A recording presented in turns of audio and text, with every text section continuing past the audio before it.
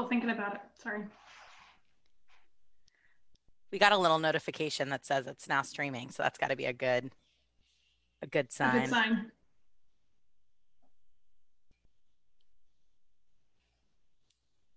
All right. We are now streaming live on Facebook. We are ready to go. All right, everybody, it is 7 o'clock on Sunday night, which means it is time for Rev War Revelry here over on Emerging Rev War. Welcome, welcome. My name is Kate Gruber, hosting tonight for ERW, and I've got some special guests with me this evening. We are going to talk about everyone's favorite, everyone's favorite pre-Hamilton, historical-inspired movie musical and smash Broadway hit, 1776. So here with me, making her ERW debut tonight is Becca Grawl. Welcome, Hi. Becca. She's so excited to be here. Thank you, thank you. She's joining us from DC.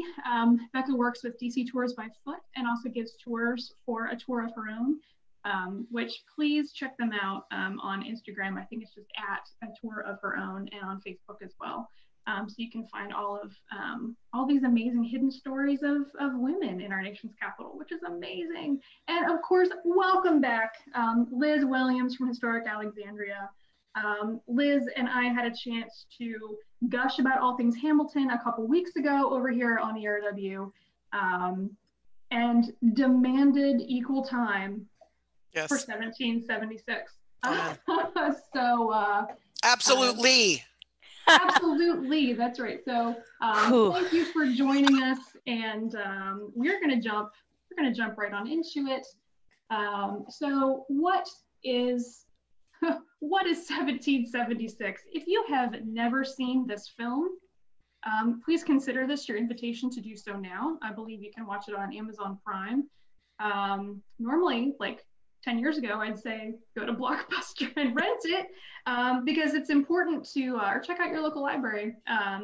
The version that you really need to watch, and we'll talk about why in a few minutes, is really the restored director's cut, which I think is the only thing you can watch digitally at this point. But we'll get into that in a few minutes. I am trying to pull double duty here and watch our live video and talk at the same time, and that is really difficult to do. We'll figure that out in a minute. So what is 1776? This is a Broadway play that was first performed in 1969, so right there on the eve of America's bicentennial, and then translated into a major motion picture, which came out in 1972. And it follows the romping escapades of a few select founding fathers from May of 1776 through July 4th of 1776, and the trials and tribulations of that they face while trying to declare independence and then vote on said Declaration of Independence, and all of the knee-slapping puns and jokes and musical numbers in between. So something that we've been chatting about as a little group here was really about how and when and why this musical was really written in the 60s. Guys, feel free to jump in. Thinking about when this was written, the lyrics, music and lyrics were written by Sherman Edwards, who I read spent like 6 years, upwards of 6 years, researching to write the lyrics, actually getting into the archives to be inspired by the historic documents, like the letters between Abigail Adams and John Adams, which we can get into. But why the 1960s? Why the late 1960s? Well, I will say Sherman Edwards is interesting because he was a songwriter. That was his gig. He wrote like pop songs, but he was also a high school history teacher. And his whole kind of motivation to do this was to try to make history more accessible. So that's one of the reasons he wants to do this.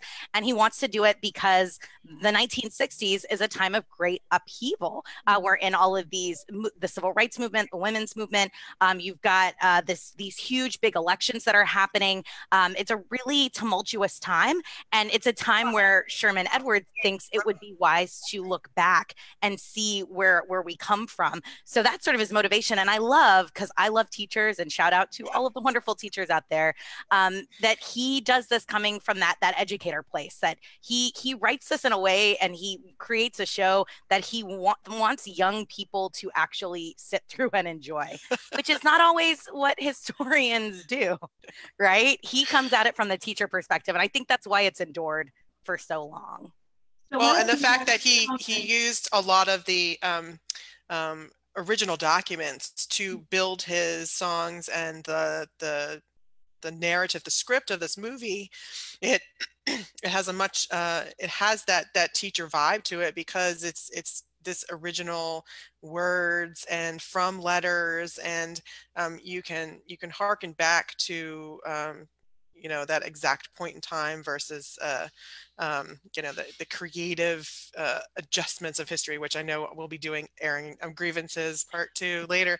But the fact that he wove in original words to this is, I think, why it resonates as well, because it's true to its century. One little anecdote I really love, sorry, Kate, but one anecdote I love is Sherman Edwards writes these songs, and he's trying to like get people to turn this into a show, and he shares it with Peter Hunt, who would go on to direct both the stage show and the movie. And Peter Hunt said, after hearing Sit Down, John, the first song, he said he learned more about the founding fathers than he had learned through an entire history of schooling. And that's how he knew he wanted to direct the show, just because there was so much character, so much conflict, so much of kind of warts and all, kind of taking these guys off the pedestal and just getting to know them a little bit more as people. And so I love that. I think it comes across right from the opening of the show and movie. And if you haven't seen it, I promise the first 10 minutes will hook you. Truly. Absolutely. Yep. That's Becca, what I was gonna ask was, guys, let us know in the comments if you are a teacher and you've used this film in one of your classrooms, or if you're a current student or a former student, in any way, shape, or form, and if 1776 was something that was part of your schooling, let us know. I know I watched this in I think in my 8th grade history class, maybe that sounds about right. And every summer at William and Mary, we'd always watch this in summer program that I used to be involved with, because of that line there towards the end that Jefferson went to William and Mary. So we had to watch that. You have to sit through like 2.5 hours before that point. Yeah. Yeah. That's real tribe pride there. Yeah, go Tribe. Or go Harvard, depending on where you're watching this from. But Becca, you also brought up a point that this film does so much to tell you a little bit about the context of the summer of 1776, and really who a lot of the players were on the ground in the Continental Congress. We will get to historical inaccuracies here in a minute, but I did want to bring up that that something that I think Sherman Edwards or somebody said about this is that what the real point was to try to, he said, de-cardboardize all of our cardboard national heroes with playful irreverence. And I think that's really what this movie does, is it takes a lot of people off of their pedestals. And again, like Hamilton, but before Hamilton, really humanizes a lot of the founding father generation. And again, like what you said earlier, warts and all, really calls down that there were arguments, there were, a lot of disagreements and, grievances with each other in trying to decide whether or not to declare independency, or, and writing the document itself. And obviously we're just getting a small snippet of imagined conversations here. But it's an important acknowledgement that people are people. Yep, absolutely. And I think, at the end of the day, that's an important lesson. Anytime we want to take pop culture into the classroom, is people are people, whether they lived 250 years ago or they're living right now. We have more in common with the past than we think we do. I definitely think, and I know we're going to talk historical inaccuracies in a little bit, but one thing that I think is accurate very much is that I think we like to think of the founders as a monolith, and they were not. They were different people with different political opinions, different backgrounds, different personalities. And so there was no single school of thought when it comes to the founders. And this illustrates that so beautifully and dramatically in the show and in the movie. And it really helps to remind us that so much of what we see in politics and government today isn't new. Disagreements and fighting and nitpicking and horse trading and all of that is truly woven into our founding. And I think that something that we try to do on our tours is remind people that we are more, like you said, more connected to the past than we realize. And I think that that's something that's accurate about this film, is whether you want to get into all the we'll get into those inaccuracies, but I think you could show this to students or to first-time viewers and say, this is a pretty good representation of how the sausage gets made, to somewhat quote Hamilton, right? This is how it happens. People fight and disagree, and they don't all share the same opinion of what this country should be. Oh, They sure. come like at the end, not to give away the end, but they Spoilers. Consensus. I know, right? What happens? But like, but they talk. They have consensus. They figure it out. They might not agree, but they're like, you know what? We will try it. We will do it. We will agree and move forward together as these 13 colonies and see what happens. And there may be a cane fight on the floor, but at the end of the day, we're going to come together and get it done. Either hang together or hang separately, I believe is what Ben said. So and those cane fights wouldn't go away anytime soon either. They would get worse. So this is a smash hit on Broadway when it debuts in '69. It wins the Tony for best musical of the year. It beats out Hair and Promises, which is all Burt Bacharach music. So it definitely stands out culturally in 1969, even on Broadway, because you think about Hair and the cultural significance of that. And yet 1776 sort of pulls out this surprise win. And I think it's because it does kind of decardboardize these people and makes it relatable to the viewer. Right. So smash it on Broadway, but that doesn't mean that it's going to do super well. When Broadway goes to the movies, and this movie actually comes out on the big screen in 1972. Thank you guys. You both introduced me to Ebert's original review of this film when it came out in 1972. Let's talk about that. What did Ebert think when it came out? Those sad little 2 stars. He was not digging this movie. I think we should let people know some other films that came out in 72, right? The Godfather comes out in 1972. Some very serious auteur-driven dramas. And Cabaret.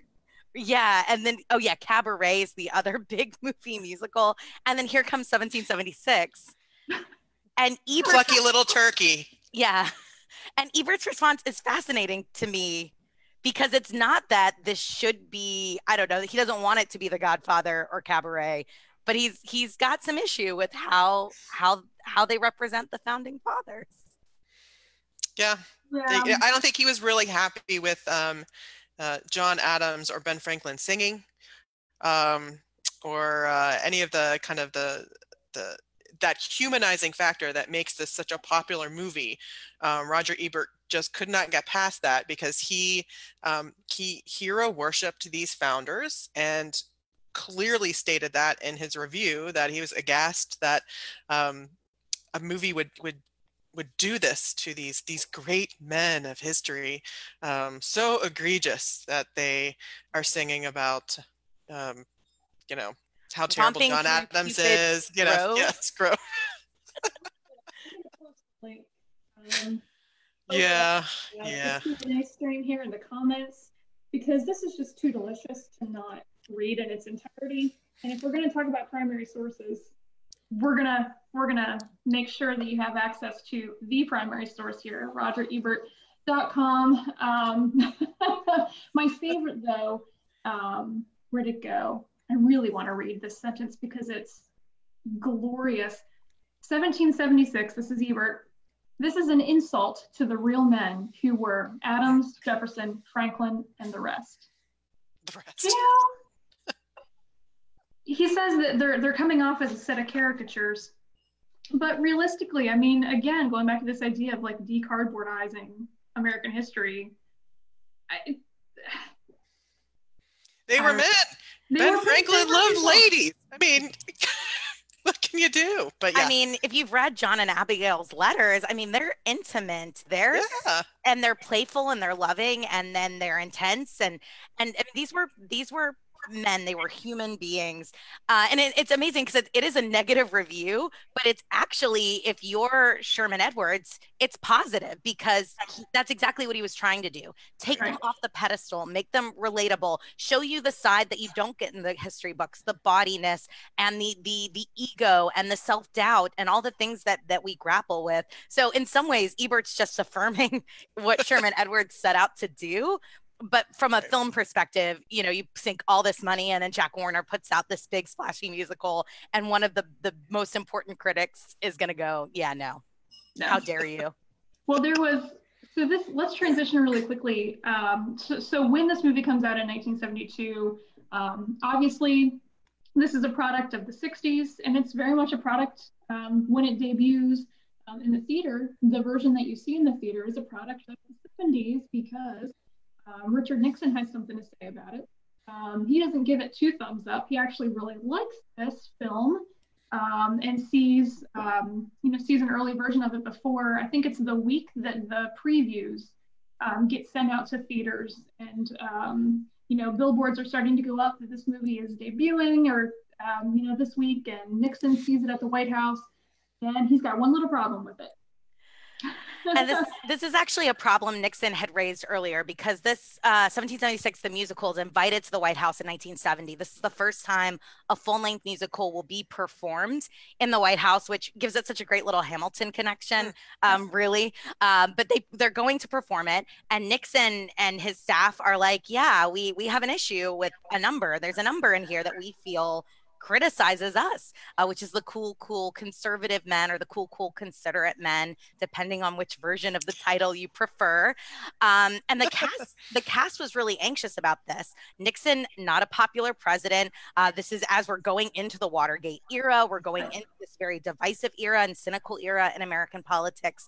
And the cast is hesitant to go perform for him, but they do on the promise that they can do the entire show. So they did the entire show at the White House. But when it's time for the movie, Nixon's got a little bit more power. He's very good friends with Jack Warner. Warner's a big funder for his campaign, and he's able to call up Warner right on the phone and say, there's no way you're keeping this number in. Doing it at the White House was one thing. Politicians get it. But you can't just let the American people think conservatives are the enemy. It criticizes me and my party. Which is kind of what Sherman Edwards was doing, criticizing the people who would hold on to security and prosperity and property and not take a risk. And so he gets Warner to cut, and not just cut it, but he wants the footage to be destroyed. Right, shredded. Yeah, which is terrifying to me. Yeah. And, the funny part, I grew up on watching it 4th of July, and I knew where all the commercial cuts were because I'm a nerd like that. And, I have it embedded in my brain. So when the director's cut came out and I watched this movie with the footage in, because they didn't shred it, thank God. They kept it in and put it off with the archives with the rest of its stuff. And, they found it, I think in the 80s or 90s, help me out, Becca. But I think like in the late 80s, early 90s. So they were able to put the movie back together the way it was originally intended. And now everyone who nerded out, on the TV version of it has the full effect and this whole new experience of seeing this really important song that a lot of folks never got to see originally in the movie version. And it is a really powerful song presentation, the way they filmed it. I mean, it's just really cool. It's really the musical number of the film, and it is of the stage play as well. If you see it, there's a very poignant and dramatic minuet choreography. The choreography is really done. Yeah. On stage, and it's going back to Becca's earlier point. It's really the language, which was so anachronistic to the 18th century, but very well entrenched in the 20th century, of the right versus the left, the political right versus the political left. The conservatives being positioned in 1776 as, very much they're very much the villains of this film, and being able to make connections. I think, Nixon was very rightfully concerned that, that his party would be would be conflated. And again, that's of course exactly the modern political commentary that was being made at the time. But you do see why it was taken out. But yeah, thankfully the film has been restored to its original version, which is why it's important that you get the director's cut, or that you find a way to watch that online, because it really, this moment in the film really makes it from a cinematic perspective. Where else are you going to see 30 plus members of the Continental Congress minuetting and dancing with each other? I mean, and then storming out of Independence jumping in their carriages. Yeah, they get up in their carriages and their big flourish. I mean, if you are at all a fan of the American Revolution, I'm not sure why that does not appeal to you. I think historically it's so important too, not just, it is so cinematic and beautiful, but I think it's often a fallacy when we look back at this founding era, and we look back at 1776 in particular, when there's no guarantee this war is going to be won. In fact, there's very little to indicate that we could even get out of that year, let alone. And it really illustrates why were people hesitant to just throw it all away. Because now we look back and go, no, I would have been for a revolution. I would have fought for independence. Everybody wants to think that, but it was a big gamble, and things like even the olive branch sort of resolution and all of that had only been the previous year. There was still so much hope. And so I think it illustrates how loyalists felt. It illustrates how people who maybe aren't radicals felt. And so I think that context balances the film. And you said the word villain. They're sort of set up to be maybe villains or antagonists, but I think it actually makes it much richer, because you can, as much as it certainly reflects the political time of the 60s and 70s with that language of the right and left, I think it gives that important historical context to why might someone be hesitant to risk treason, which is not a little thing. Yep. Becky, you're totally right. If you have the director's cut and want to watch the entirety of the director's commentary, which you should, the director makes the point that what they wanted to do was they didn't want, most movies in Hollywood are whodunits, but he said that 1776 is a story of how done it.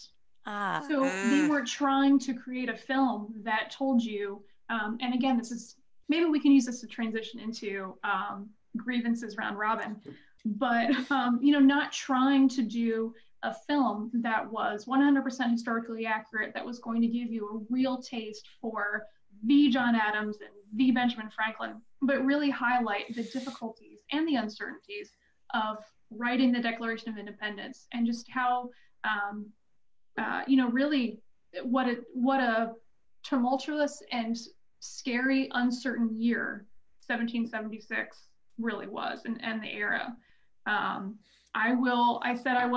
told Liz and Becca I wasn't sure I was going to say this on Facebook Live, but I will say this. Yes. Watching this afternoon, one of my favorite characters in this is the portrayal of Charles Thompson, who is the Secretary of Continental Congress. No, not Charles Thompson. It's McNair. I'm so McNair. sorry. I'm drinking as to give McNair. you more rum. There's no rum in here, but there should be. I'll drink for you. Charles Thompson is a wonderful character who I told Liz Williams is basically David from Schitt's Creek, But no, but it's McNair who is the official custodian of the Continental Congress and acted thusly until mid-September 1776. So anyway, he is all of us in 2020 because every time George Washington, every time a postwriter delivers a new dispatch from George Washington, McNair is like, I cannot believe this is dispatch number 372. I mean, it's like, Becca. Sweet Jesus. Yeah, he just, every time it's like dispatch from Washington. Yeah, 319. He just, oh, sweet Jesus. It's like, really? We're still doing this? And every time they ask him to do anything, it's open the windows, close the windows. And he's just like so done with everything and with Congress and the whole thing. And so done. Very relatable, just like over it all. Right. But just that point of there's very much a sense of urgency when it comes to declaring independence. But at the same time, back to Becca's point, there's also this sense of just monotony and uncertainty, and man, we thought this was going to be a year tops. We thought we wouldn't still be having these conversations, but we're still in committees. We're still trying to figure it all out. It just feels like such a relatable 2020 moment, but it feels like such a just again that humanizing decardboardization idea of there are some real emotions in here. Not all of them are loyalist or patriot, but sometimes they are disbelief and uncertainty and exhaustion and just, I am like emotionally done. And I think that's an important point to make. But let's transition here into the errands of grievances from an authenticity standpoint, because we got a lot that we want to get to because we're all extremely where to begin. Liz, let's start with you. Give me a couple. Air your grievances. Well, I'll do two. I'll be good. One, the at the end when Judge Wilson changes his vote so he doesn't, become the instant villain of destroying freedom for America, that didn't happen. And the way they crafted the movie, it was so brilliantly done and so dramatic, and you're like on the edge of your seat, like, oh my God, he's gonna actually like have a backbone and do something for himself. And then once you read, oh no, that didn't happen. And then the other one, since I am a Delaware native, and part of my drinking game for 1776 is you have to drink every time Delaware is on the screen. So I went to see, I know, right? So I went to Caesar Rodney High School, and Caesar Rodney was not an old dude. He was sick, but not super old like the movie has him. So, but he did ride from Dover to Philly to cast the vote. So Delaware's not tied, and yay, freedom. But those are my two big ones. Go with that. We should have turned, guys, I'm so sorry. We should have planned this out better. We should have done a drinking game to this Rev War revelry with your rum. Every time we make a Lee comment or try to be punny, or we should have done a rum shot. Why didn't you think about that? Liz, where were you on that one? Oh man, well, next time. Next time. Becca, what you got?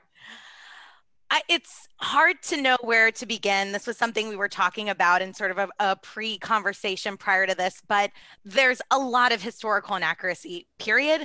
I think we can touch on this later. To me, the question is, does that matter so much? But when it comes to the grievances that I have, one is, I think, parallel to yours that I don't want to step on, but it's the women they choose to be included. I think including the female characters is so important. The context that we get from Abigail Adams is priceless, and I think very forward-thinking and very interesting. But then they choose to include Martha Jefferson, which is not a choice that I love. And I sort of want justice for a woman I think is very underappreciated in American history, and that's Mary Norris Dickinson, the wife of John Dickinson. She was in Philadelphia in 1776. She was connected to political life. She was actually into real estate and politics and all sorts of things that weren't really the woman's sphere at that time. So now in 2020, because of the work I do with the Tour of Our Own and my own interest in women's history, I watch it and I'm like, there were so many other interesting women where our are they? Why aren't they there? I think my other grievance is the ages of the characters portrayed. Because if you watch it, it's all like middle-aged actors. Everybody in this film is like a middle-aged actor. But that is not the Continental Congress. In fact, you've got people like Stephen Hopkins and Benjamin Franklin who are old and at the latter part of their careers. But most of these guys were the cream of the crop of their colonies, and a lot of them are in their 20s and 30s. They're at the peak, right at the ascent. Edward Rutledge, 26 years old. I remember what I was doing at 26, and I was definitely not helping to usher in independence. So I find that a little troubling, because when you watch this, you are getting the idea of these people as human, but to be, I think, a little bit more, I don't know, relatable, or to really understand it, I think having younger actors and really reflecting the age of these men might be eye-opening, because I think we look back and think of them as old men. But Absolutely. That's not the case. They were young. Many of them were radical. They were progressive. They were ready to try something new, because they were a new generation raised on this new continent. So that, I think, is something that bugs me. And I've seen some stage versions that try to address that, but I would love to see someday maybe like a film version that maybe tried getting the ages a little bit closer. Absolutely. And similarly, one of my major grievances,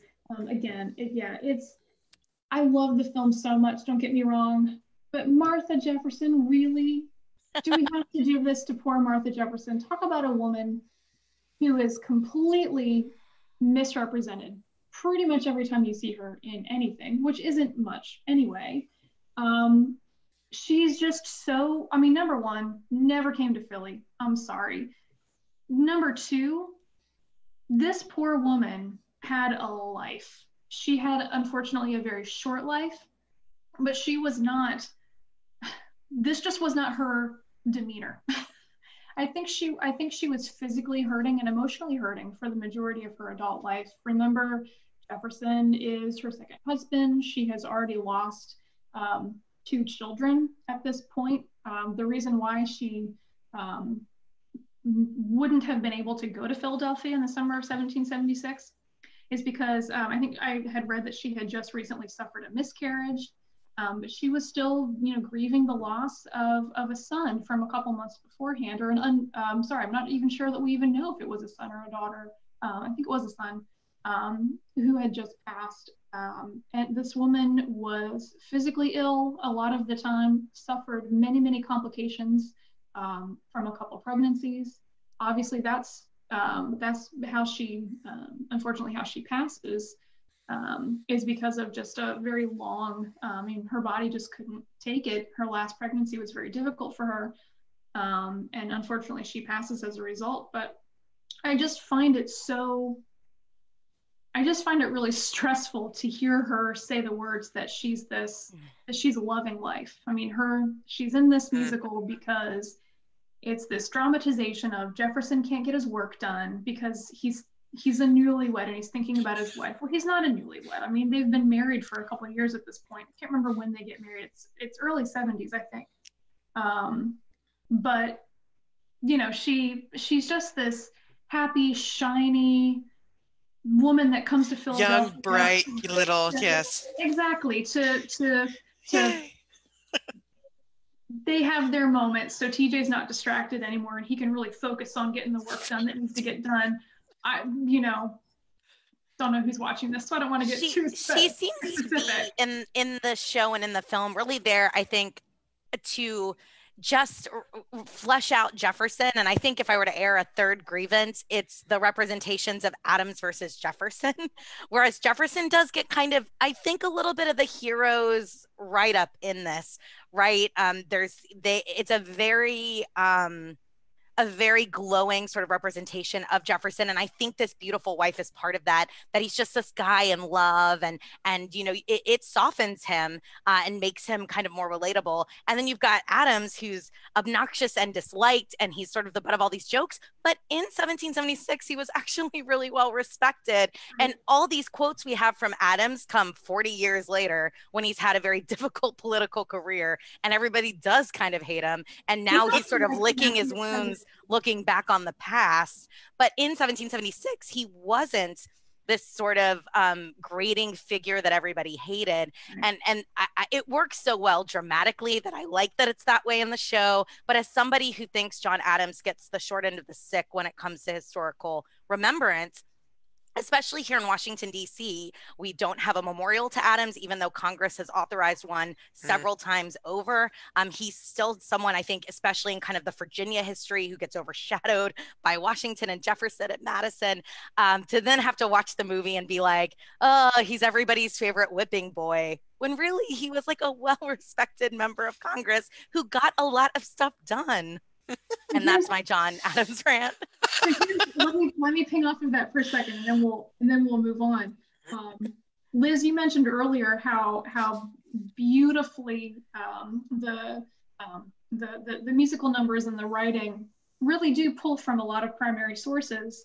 Obviously, we have 8 million Franklin quips in the film, but there's actually, it's right at this moment where Franklin and Adams are kind of wistfully talking about what Jefferson and his wife are doing, or might possibly be thinking about doing in the mid-afternoon, because not everyone is from Boston, John.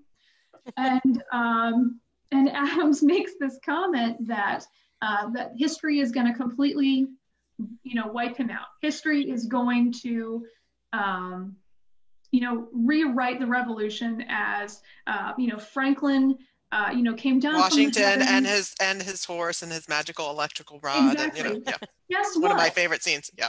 That it happened. It happened. That is the horse part is not part of it, but that actually does come from a letter that Jefferson wrote to that Adams wrote to Benjamin Rush in 1790. Mm-hmm. So, I do feel really bad for how Adams, as you say, is kind of everyone's favorite whipping post when it comes to Rev War pop culture. And guess what? Adams predicted it, which is so funny and so sad. And then Hamilton, he's not really good in there either. So maybe he needs a musical. John Adams, the musical. Lin-Manuel Miranda should have known that. and he does know it, because I believe it's in Act 2 of Hamilton. With the sit down, John. The sit down, John. Yeah. Yep. That's the nice little nod to 1776. And he did. Lin-Manuel Miranda did write a John Adams rap. Yes. If you're a Hamilton fan and you are watching this, go to YouTube and find it. It's great. It's great. A great little kind of poking at Adams and his one term as president. But then Lin-Manuel Miranda realized that you could literally cut that and just leave that great sit down, John reference, because 1776 had already put this characterization out there. So when you say that, theater people at least are going to go, yep. Oh yeah. I remember that guy. He's obnoxious and disliked. That cannot be denied.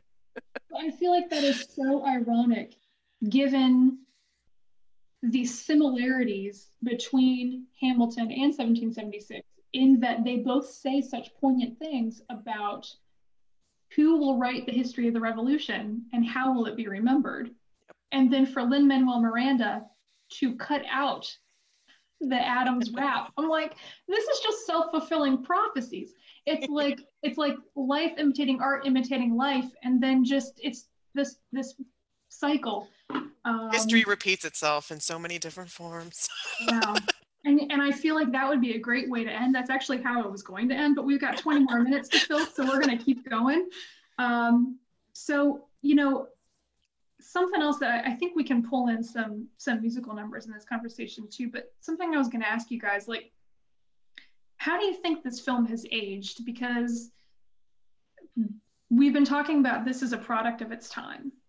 The writing, the language, it's very much a product of 1776, but also people's memory of 1776. So, like we've just been speaking, so much of the primary sources, well, the sources that were consulted for a lot of the dialogue are 40-year-old remembrances, 19th century remembrances of Continental Congress. And plenty of people trying to paint themselves in a certain light 20 years after the fact. Right, like, exactly. I was totally on board with independence.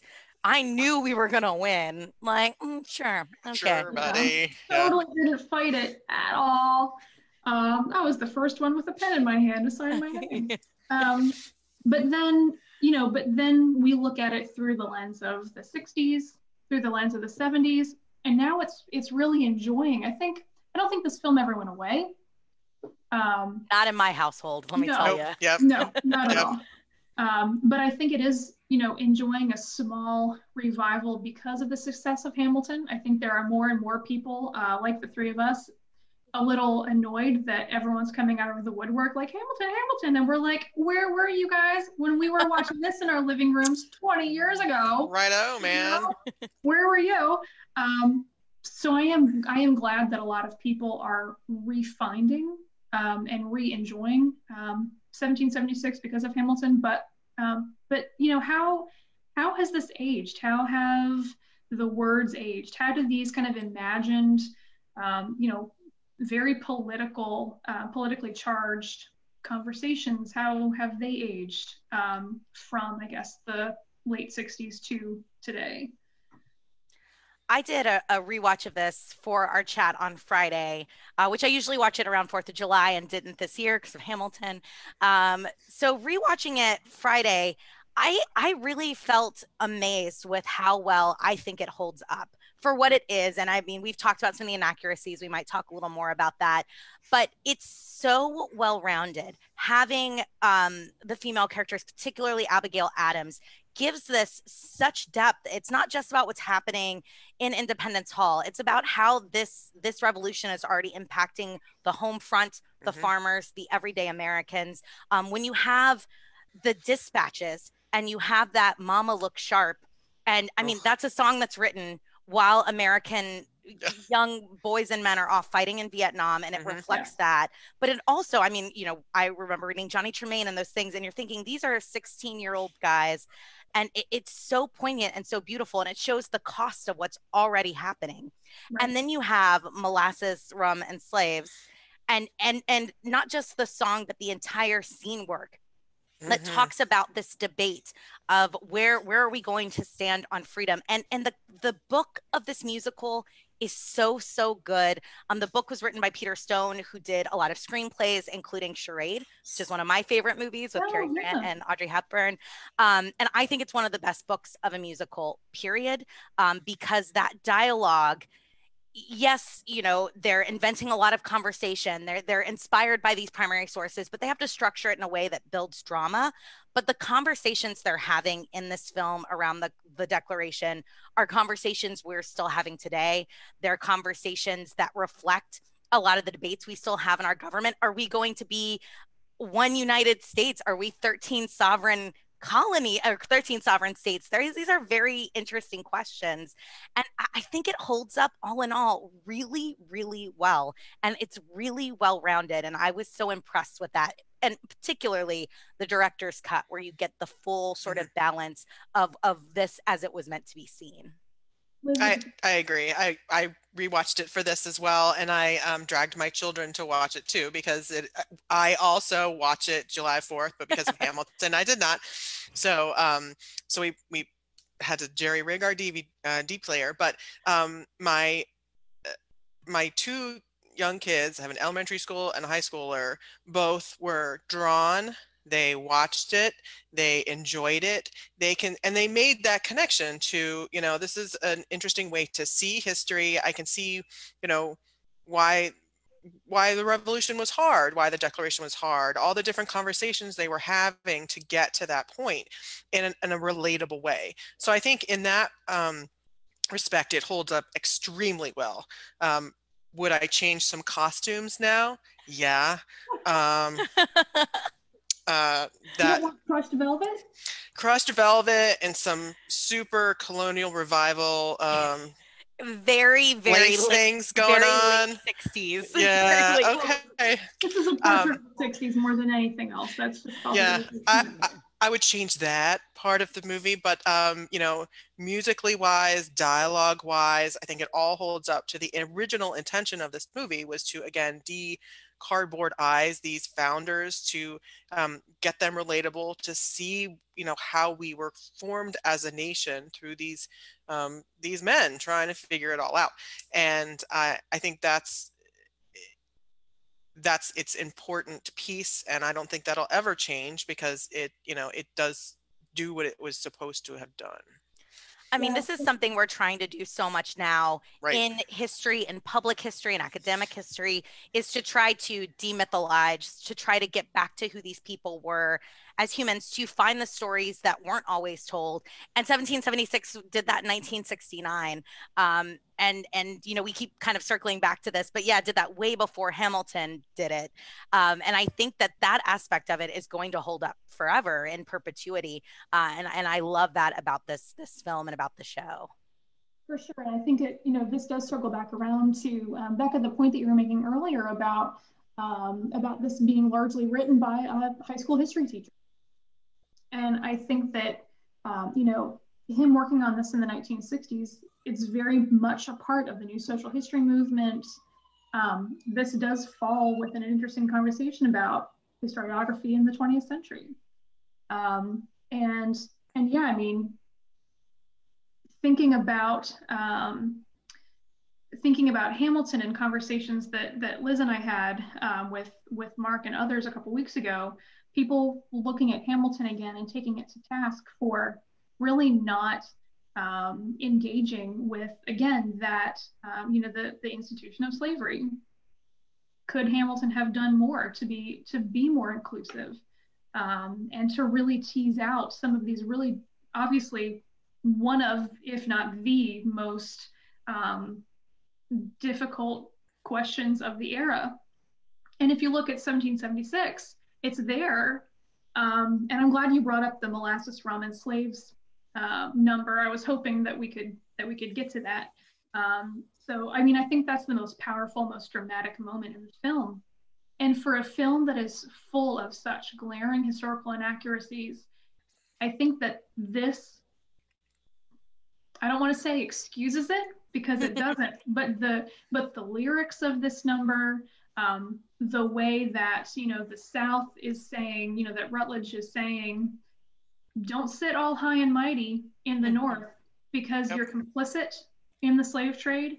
You are benefiting from the slave trade, and none of you are doing anything to stop it. You know, just as much as we do, that, you know, that this is the wolf by the ears. And that is such a powerful, I mean, inaccuracies abound. Those are all broad generalizations, but to make that point for such a, you know, to such a public audience in 1969.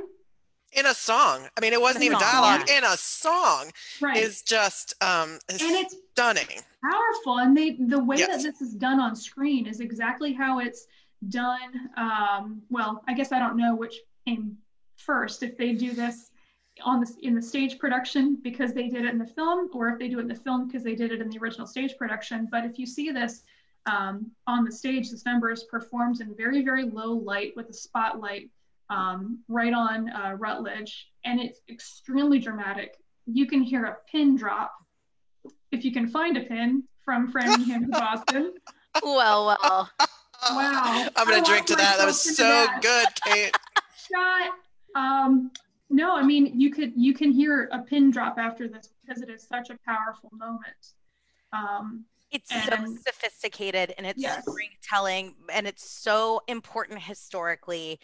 And I think it's important context to keep in mind that at the time that this is set, slavery is the law of the land in every single one of these colonies, including Massachusetts and all the New England. It'll be Vermont the next year, 1777. But other than that, Pennsylvania. So we'll have it'll be over the course of the next few years. But even then, I think that this is the first piece of pop culture I can remember engaging with that really looked at this more sophisticated level, that it isn't just slave owners in the South, that there's financial investment, that there's an entire shipping and trade industry built around this that benefits the entire nation, not just a portion of it. And while, again, the inaccuracies of sort of how the debate goes and all of that, but that clearly slavery was going to be an issue for this document. It could not be in the document in order for this to get done, and that this will be the first of many, many times in our history where this issue is going to get shunted to the side in order to allow a compromise to happen, and to present it in this piece of pop culture that somebody like Roger Ebert says is silly and light. And yet for me, this is, oh no, I mean, that whole second act really, because you've got the Mama Look Sharp and then into Molasses to Rum. There's some really serious stuff here. It's a fun movie. It's a body movie. It's great, I think, for families, but there is also some really serious reflection happening in 1776. I told my kids that, like, at that inflection point, I was like, all right, guys, it's taking a turn now, because it's exactly that. And I remember it being a little scary as a kid, but in I think an important way, right? Absolutely. Yep. It's intense, as it should be. And yes, it should be. And and as I said this in our chat beforehand, John Cullum is the most magical singer to sing it, and it just is so powerful as a singer, as a song, as that storytelling narrative, and really putting the finger on this issue in a way that makes sense to people watching it. And so when you read those 2 sentences in your history book about the triangle trade, you can go back to this if you've watched it, which you should, if you come on, friends. I'm sure it's on YouTube, but just one song, it sums it up. Okay, I get it now. And it's one of the many pieces that, again, holds up for a long time. When John Cullum does this number and he switches to the New England accent, and I think now I'm married to a Mainer, so I've heard this more, but he's been singing and performing in this beautiful Southern drawl, and then he switches into it, and it's so mesmerizing, and it really does transport you. And I think it's the strongest performance, perhaps maybe after William Daniels as John Adams, but it makes the movie for me in a lot of ways. Yep. Yeah. I agree. We had, we'll do a quick question here. Hello to everybody watching. Thanks for tuning in. Thank you, guys. So a question, what is everyone's favorite song from the movie? Ooh. Liz, what's your favorite? God, The Egg, I think. We're the Egg. Chirp. That song was written after they'd already done the poster, because the second act was so serious. It was Mama Look Sharp and Molasses to Rum, and they're like, that's too much. And they're like, we need a lighter song. And they'd already done the poster, so that's what inspired Sherman Edwards to write The Egg, which I think is a delightful number. Yep. That's a phenomenal piece of trivia. Thank you for that. That's a really good one. What's your favorite, Kate? Oh, I think it's gotta be Lee. Because I don't know. I don't know if it's the suit. Certainly. It might be the suit. It might be all the little Easter egg nods to, all of us in the know, about, a quick jaunt up to Stratford. Mm-hmm. Refresh the missus. Yeah, exactly. It's the fountain from Friends. I mean, it's got everything you could possibly want. That's the other thing I wanted to bring up, is that's the same fountain. If you have seen Friends, which I'm sure most of you have, exact same fountain from the Warner Brothers lot.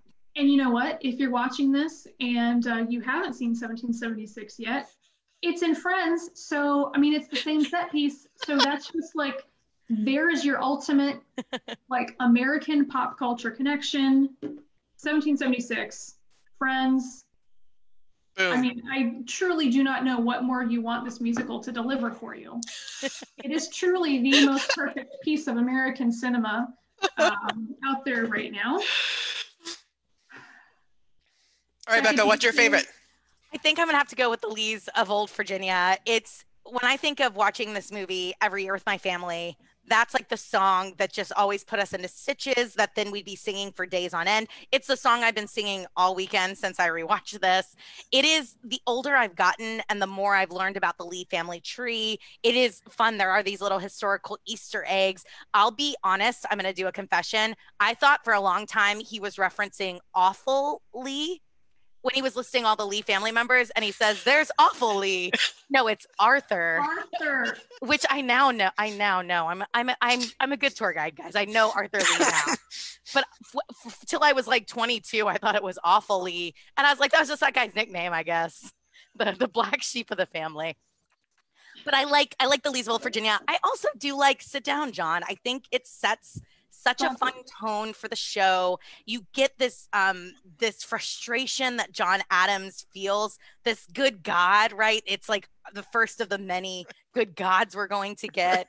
So I do like the Sit Down, John, and the flies and the heat. It really does take you to this time. You can imagine being in this stuffy room with these stuffy guys, and it's 90 degrees. Flies everywhere. Have mercy. Have mercy. John, please. It's hot. I did make a note when I was watching this earlier that there are some unsung characters in this play. Shout out to Thomas McKean from Delaware, who really cracks me up in this. Oh yeah, I mean, I was thinking more about like the actual heat in Philadelphia is kind of a character of its own. Franklin's gout. Yes, love the gout. Character of its own. The fire wagon. I love the whole fire wagon scene. It's so awesome. Where does that come from? Is that just surely that's just like a dramatic device to get them out? Well, I think there was one reference to the fire wagon did bring excitement to the Continental Congress because they were talking about fishing rights and all this terrible stuff. So when deep sea fishing, which does make a cameo. So when the fire wagons would go by, everyone would be like, "Oh my God, what's happening?" And they would all rush out because in firefighting in this time period was volunteer. You grab your bucket legit and like, let's go try to, rescue this. And it was usually a Band-Aid on a bullet wound at that point. Most of the damage was done. Hopefully it's not the city tavern, but just all these little things that they would drop in to create this scene, these little storytelling pieces, like the heat, like, all the sexual innuendos throughout the movie, drinking, the older you get, the more you're like, so many innuendos. Yes, and I notice a new one every time I watch. Again, people just watch this movie. If you want to get teenagers to watch, that's how you're going to hook them. Well, and realizing as an adult now, all of the questions I think I asked my mom as a small child watching this. What does that mean? Why is that funny? I mean, I love for unsung heroes or characters, I like Cupid's Grove, which John Adams mentions multiple times, romping through Cupid's Grove. With great agility. With great agility. Agility, yeah. Yeah, agility. Agility. But that comes from one of his letters, but much later, and it's an interaction with a woman who was not Abigail. It was after she died. Okay. And a woman comes to visit him and he references the two of them going through Cupid's Grove. And she's like, "Oh, we've done that before." And whoever witnessed this thought it was so touching. And it showed such a human side of John Adams. They recorded it. So that's sort of like now whenever it comes up in the show, I think of that. And I think of him at 80 and, a widower and just maybe getting a chance for one last Cupid's Grove romp. One last leap. All right, well, we're just about at 8 p.m. And I did, obviously, because we can't do anything without mentioning Hamilton, I did kind of briefly want to mention, 1776 in a post-Hamilton world.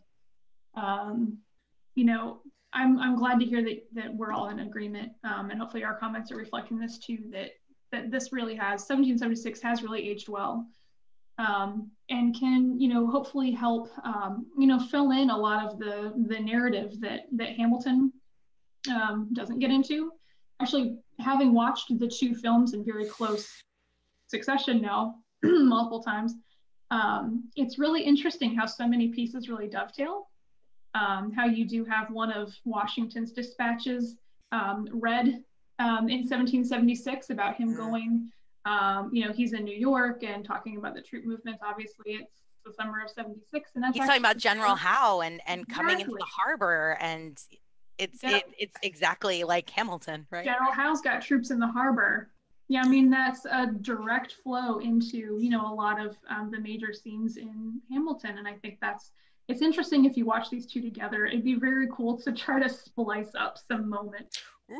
I sincerely hope that Hamilton is bringing, and I think it is, a new generation to 1776, because I do think they work so well together, because they overlap, but they're also looking at two different things. And so you can really get a broader picture of Revolutionary War history by watching both than you would get watching just one in isolation. And if maybe you're somebody who hasn't seen Hamilton and you like 1776, I would recommend Hamilton as well. And I love the fact that they both were 1776. The theater that it was in was the Richard Rodgers. Yeah. And I mean, how karma, worlds colliding is that? I mean, history repeating itself. Yes, absolutely. And so I hadn't seen the film until a couple weeks ago when Liz and I had that conversation here on ERW. And so I hadn't heard, spoiler alert, if you are one of like the one people on the planet that haven't seen Hamilton at this point, Eliza's gasp at the end. So I was not aware that was coming. And having seen that and then rewatching 1776, and this film ends very much unresolved. The score is not resolved. This ends with the men erroneously, signing the Declaration of Independence. A bell, McNair is up there tolling the Liberty Bell for every name that's being signed on this document. And it ends in a very unresolved manner. And a dissonant chord. I mean, exactly. It's like musically wise, it's I think it's a minor. And it is, yeah. And Hamilton is the exact same thing. And, I just think that's such an interesting parallel that both of those productions seem to be, it's not the end, it's not the beginning, we're in the middle of something here.